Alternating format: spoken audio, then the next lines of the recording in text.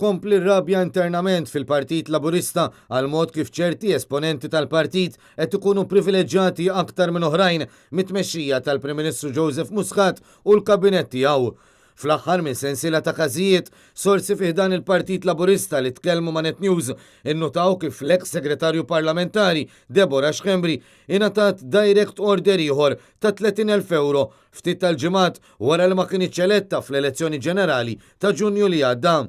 Fil-fatt tal-mistoqsija parlamentari tad-deputat nazzjonalista Kerel Aquilina, il-Prim Ministru qal li f'Lulju li għadda l-eks segretarju parlamentari ingħatat id-direct order ta' 30,000 euro għal konsulenza legali fih dan Identity Malta. Dan jingħaqad ma' direct order ta' 126,000 euro li Deborah Schembri ngħatat għal servizzi legali fih dan l-awtorità tal-ippjanar li fil-leġislatura li għaddiet istess kienet responsabbli minna bħala segretarju parlamentari.